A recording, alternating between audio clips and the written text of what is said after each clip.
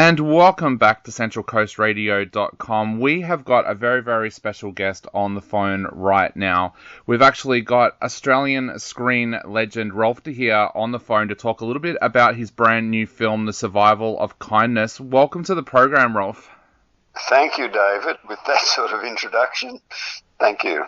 Oh, well, mate, when I was at film school, I think that's when I was first introduced to your films, and I fell in love with them. So it's an absolute honor having you on the show, and I've got to say congratulations on this brand new film, because I've had a chance to sit down and watch it, and it just blew me away, so congratulations.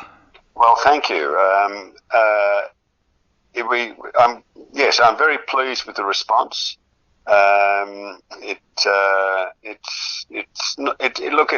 It's a film that may have gotten a bad response.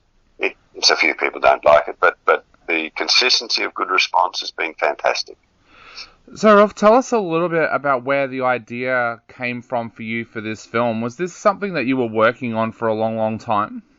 No, it started off as a film that I wanted to make to explore making a film in a different way, and all for very particular reasons why that was the case. Yep. And it also became, of course, a film that had to be COVID nimble. And so it was these other things that were then determining sort of the structure of the film. Like when I say the structure, I mean the something about the way to shoot it. It needed to be low budget, of course, and it needed to be nearly all outside and for COVID reasons, and lots of bits and pieces like that. And I had no sense yet then of the content. Okay. And the content came when I was just looking for a location, something that might give me some inspiration, and I was driving a lot because of that. And at one point, an image came into my head, and it was a black person in a cage on the back of a trailer in the desert, left to die. And the next day, that image was still there. And so I thought, okay, it seems to want to be in the film. It seems to want to start the film, and I'm happy to let it go that way. And that's sort of where it came from, really. Definitely. So tell us a little bit about where it grew from there, because you mentioned that location was very important, and I know that you filmed in South Australia and also my original home state of Tassie. How much of that story came from the locations that you went to as well? Well, the place I started looking at locations was in fact in Tasmania, because that's where I live. Yep. And it was Kununyi, Mount Wellington, which is the big mountain behind Hobart, that I first began to explore, and that has provided a number of scenes for the film, and has provided a focus for the film, because that's where I was first looking, and I had to put a sort of temporary title in, and it was The Mountain, is what I called it. Then when the image said it wanted to be the beginning, I thought, okay, well, I'm going to have to look somewhere else for that, because we don't have deserts like that in Tasmania. So I went to South Australia and found locations there that helped then form the story. Yep. And part of that was to do with how do you put the maximum on screen for the minimum cost, and how can you shoot with a small crew without a great big art department, but still have interesting stuff. And the way to do it is not to impose the scene as this is the scene, and let me find a location that fits, but to have a location, and because this was a journey film, it could journey in many different ways. And so I would find somewhere interesting and think, okay, well, that's like the museum, for example. There's a little country museum with diorama type, dummies and it's exactly what we found is what we shot. Yep. We didn't change those locations at all, but they seem to be selected, or you think we'd build a set or something, that's and so the locations drove the direction of the film. Yeah. Tell us a little bit too. Have you ever had that experience before where a film has started out for you with an image? You said that you had the image of a woman in a cage in the desert and it grew from there. Tell us a little bit about that. Is that something that you've had throughout your career, or is this the first time that's happened for you? No, it's not the first time it's happened to me. But where it's happened before, it happens in different ways. So 10 Canoes, in a way, became something that when David Gulpilil showed me a photo of 10 canoes on the swamp, a photo taken by an anthropologist nearly a century ago, and when I saw that photo, it was like, oh my goodness, if we can go there, then we've got a film. Okay. Another one is I guess it's Alexandra's Project, where the opening image came to me. It was not the opening image of the film, but an image came to me of a woman talking to a video camera. And the reason why that was the case was it was quite complicated about how, again, it was about making a low-budget film. But at the point where that happened, I could start to think about what the film was, because it could still be a comedy. Now, as people who've seen it know, Alexander's Project is hardly a comedy. But I then start to ask questions about the image, which is, who is she and what's she doing and what does she feel, and it felt to me that she was unhappy, and off we go. Why is she unhappy? And blah, blah, blah. It sort of goes further than that. So it does happen, but it's sort of different each time. Rolf, you talked a little bit about your crew before as well, and you had a very small crew on this one, no production trucks, mainly four-wheel drives. How did that change the way you approached this film as a filmmaker? Did that almost make it feel more natural for you? Look, it is a shoot that I enjoyed more than almost any shoot I've done.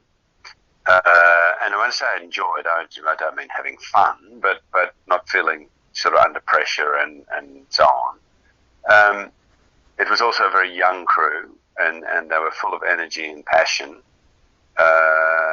which was very good for me. It was just a great shoot. I love a small crew because you can move much faster, you can change locations much faster. Everybody, it's intimate, it's a much more pleasurable process. Yeah. People don't stand around waiting and getting bored and things like that. There is always stuff to do. But in terms of time, you're less pressured, particularly with a lot of locations like we did. And many of the locations that we had are locations that I wouldn't have considered if it had been a full-size film crew. Yeah. Because it just would have been a nightmare. So we could walk in 5 kilometres carrying the gear on our back, and that was it. And we could shoot. So it was great. Did you feel the pressure of COVID being around as well? My parents were actually travelling in Tasmania when the Tasmanian borders closed and they had to get out quick smart. Did you feel that kind of pressure of not knowing what was going to happen the next day, whether you were going to have to stop filming or anything like that? There was a little of that we felt, but it was overall pretty good because, one of the things that we were doing was shooting in remote locations. And, look, if the whole state had got locked down, we could have kept going because of the nature of the exemptions that you could get for what we were doing and how we were interacting with each other, shooting outside and so on. And I even planned for the notion that if during the South Australian shoot stuff happened where we could no longer get into Tasmania, which is the other possibility, of course, then I would have to change some things about the story, but we would finish the film in South Australia. And it's not something that any of us wanted to do.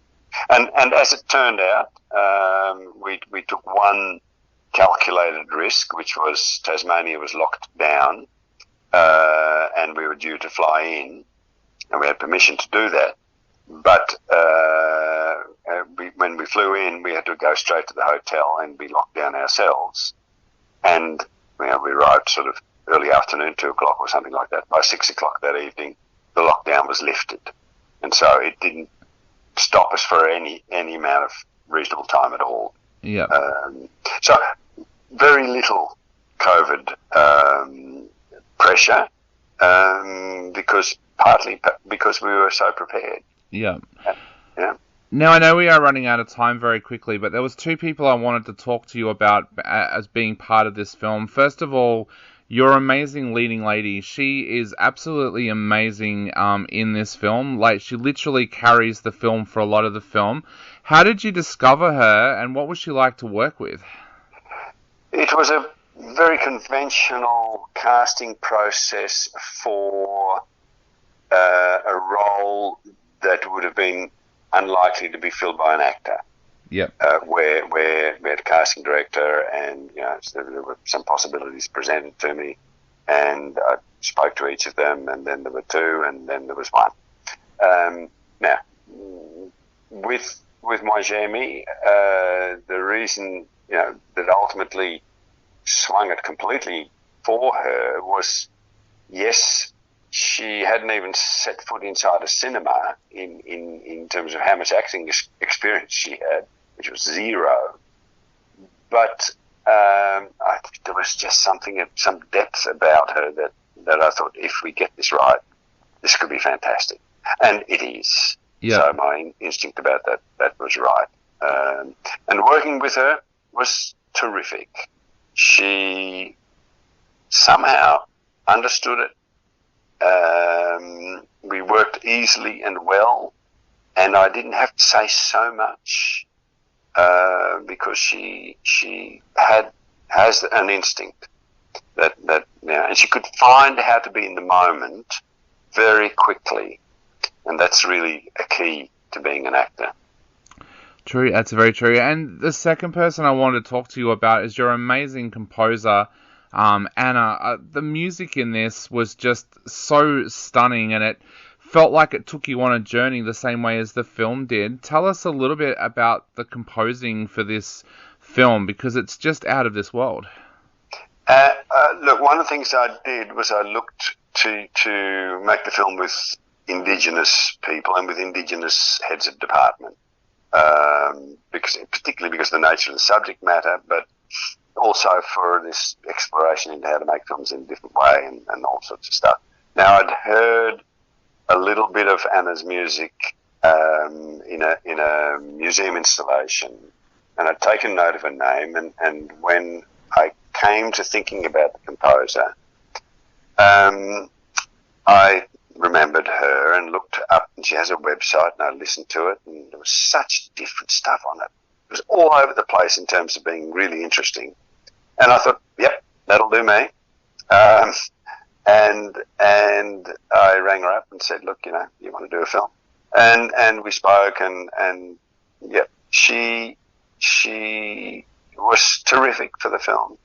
I quite agree. She's a composer of experience, but has never done film before. She's done one little short film, I think. But again, she took to it, and I was able to, find the way through some of her teething problems of methodology, like the physical, what she needs to do in terms of how this works. And we had a very good process.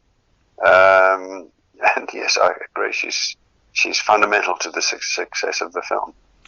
Definitely. Well, Rolf, I know we are right out of time, but again, I just want to say thank you so much for making such an important film that I know a lot of Australians out there are going to fall in love with. And to finish off, is there something you would like to say to people out there who are about to sit down and go and see The Survival of Kindness? Look, some of you who go out and see it will not like it, but some of you will love it deeply.